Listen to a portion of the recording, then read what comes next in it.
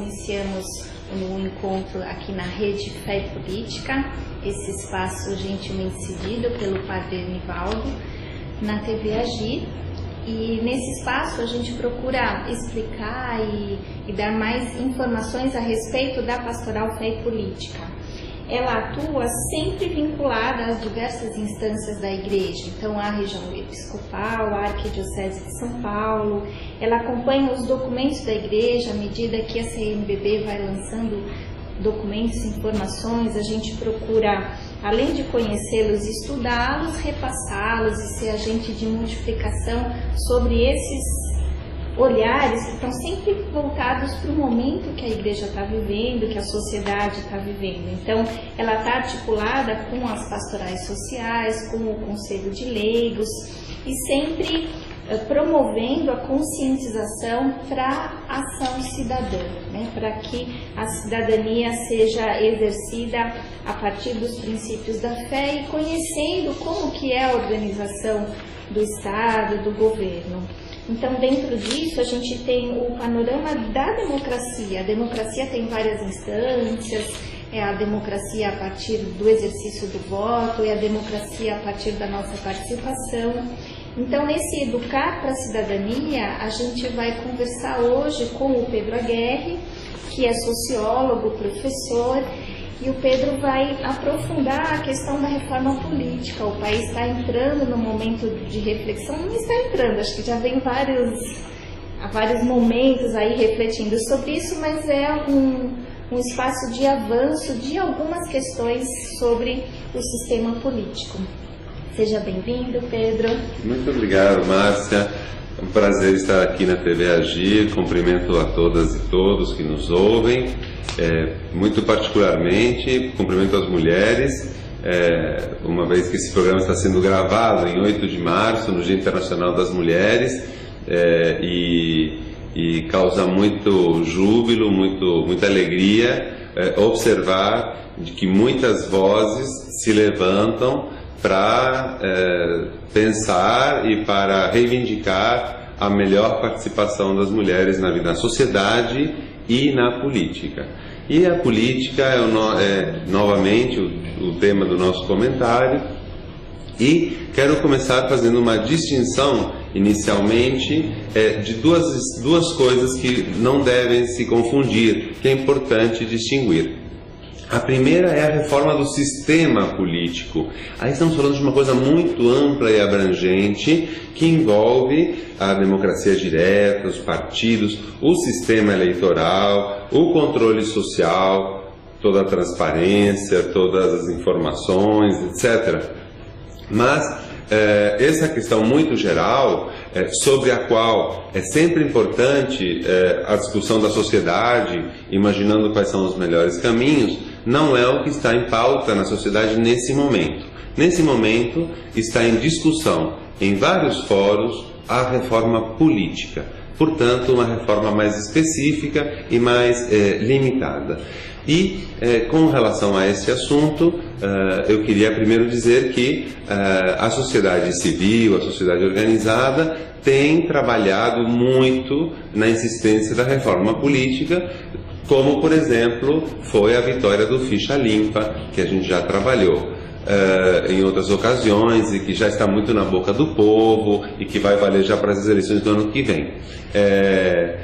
A ficha limpa é mais um motivo para vermos a importância do voto e a importância da participação, sabendo que ele ganha um valor melhor, um maior valor do que tinha no passado, uma vez que pessoas que têm processos em segunda instância, pessoas que cometeram improbidades, não podem se candidatar. Então a gente tem mais confiança no voto e o nosso voto tem mais poder.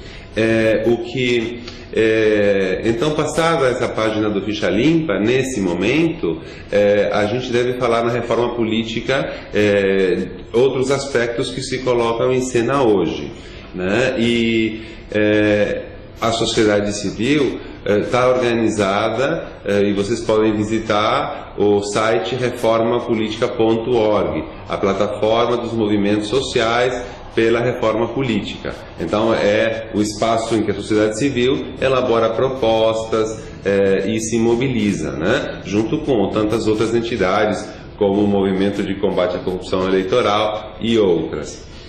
Pois bem, eu queria então concluir essa primeira intervenção mencionando 3 aspectos que estão sendo trabalhados na reforma política que corre no Congresso.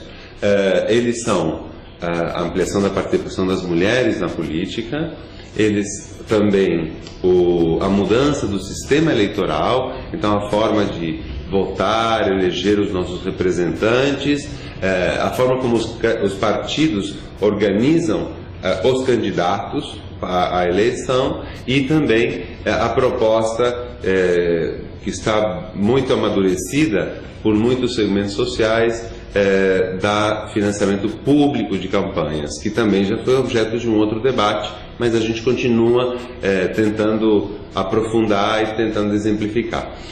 Antes de terminar com tudo, eu queria dizer que é uma vitória importante da sociedade, Márcia, que é a possibilidade de que se aplique um referêndum, ou seja, a possibilidade de que a sociedade possa, depois que o Congresso votar, uma a uma das propostas, dizer se concorda ou não concorda. Então, o referendo, diferente do plebiscito, ele traz essa possibilidade de o povo se pronunciar sobre as decisões feitas pela política. Concorda ou não concorda? Concorda, inova-se. Não concorda, volta-se ao anterior. Então, é uma prerrogativa muito importante a do referendo, evidentemente de democracia participativa, de democracia direta, né?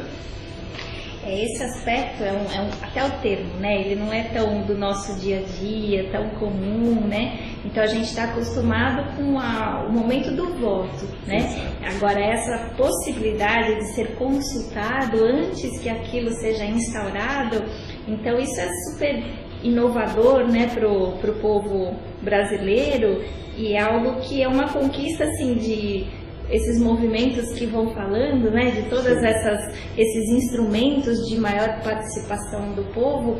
O referendo é também um fruto disso, né, de tanta dedicação de vários movimentos. Lembro do professor Fábio Conder sempre falando disso, né, da importância do plebiscito e do referendo. Então, antes de falar sobre isso na reforma política, eu queria que você explicasse, né, esses 2 instrumentos, como é que eles se diferenciam e como é que é a participação popular a partir desses instrumentos na democracia participativa. Excelente. Eu queria dizer inicialmente sobre esse respeito que há muitos países que exercem a democracia direta de uma forma mais cotidiana, mais natural. Suíça é um bom exemplo, Estados Unidos é um bom exemplo. Então, às vezes você vai para os Estados Unidos para uma eleição, na Califórnia, em outros lugares, e você recebe uma lista com vários formulários, com várias questões para você se pronunciar, né? Questões super polêmicas, questões de moral e costumes, costumam ser abordadas em situações assim, para se levantar a opinião do povo sobre questões mais polêmicas, e pressupondo que a classe política não tem todas as respostas e não pode substituir, às vezes, porque a gente elege o representante para ele ter uma ação política, mas a gente não elege ele pensando em todas as opiniões e em todas as questões. Então, creio que é um espaço enorme para que as pessoas sejam consultadas. Com relação à diferença entre plebiscito e referêndum, vamos lembrar do plebiscito da campanha do desarmamento, né? Que foi? Havia uma pergunta, você acha que deve ser restringido o comércio de armas? Sim ou não? Né? Então, não é um tema que já tem uma lei pronta para você referendar ou anular. Se trata de uma questão nova que a classe política, a sociedade completa, a sociedade política como um todo, deseja começar o processo perguntando ao povo. No plebiscito, você começa o processo perguntando ao povo sim para um assunto ou não. No referendo, a classe política produz uma possibilidade e o povo diz se concorda ou não concorda com aquela possibilidade. São diferentes situações. O referendo foi justificado, no caso da reforma política, pelo relator Fontana, Henrique Fontana, foi justificada porque, como seriam 3 ou 4 itens diferentes, você não pode perguntar sim ou não. Ou seja, esses 4 ou 5 itens, cada um teria a opinião do povo. Financiamento público de campanha, sim ou não? Ampliação da participação das mulheres na política, por exemplo, cotas de 30% de mulheres candidatas, sim ou não? E o terceiro tema é reforma do sistema político com lista fechada, sim ou não? Com lista fechada com voto distrital misto, sim ou não? Então, as várias opções são colocadas. Isso proporciona um debate muito interessante, que quando a pessoa chega para votar, já houve um grande esclarecimento na sociedade e, em tese, as pessoas já formularam uma convicção, uma opinião. Então, eu acho que é nesses termos que a coisa está colocada atualmente. Acho o espaço especial, né? Uma vez que o povo é consultado a respeito dessas questões, isso gera a discussão, gera a formação, a reflexão e um avanço nessa consciência cidadã, um avanço nesse posicionamento, entender o sistema político de uma forma um pouco mais próxima, um pouco mais abrangente. Então eu acho que isso traz para o país assim um degrau ou muitos degraus em termos de participação e de consciência do que significa votar em uma ou outra proposta. Para isso você vai buscar informações, você vai discutir ou buscar opiniões de pessoas que sejam idôneas, né? Não dá para pegar aquele papelzinho e diga vote em tal coisa. É algo que envolve um compromisso muito maior, né? Um momento muito importante para o país. Eu acho com certeza. Às vezes dá a impressão, ou na verdade a gente tem certeza, de que a educação política não interessa a alguns setores. Então, por isso, fica parecendo que a gente está falando uma coisa muito nova, muito extravagante. Para nós? Como o voto é importante, etc. Porque estamos acostumados com desmandos e desvios, porque estamos acostumados com uma classe política muito afastada do povo, porque estamos acostumados com uma política do coronelismo, do clientelismo, mesmo nas grandes cidades. Então, essa tradição política, e muitas vezes a mídia não cumpre o papel assim, de esclarecimento do jeito que seria tão necessário, faz com que esse assunto pareça novo, quando na verdade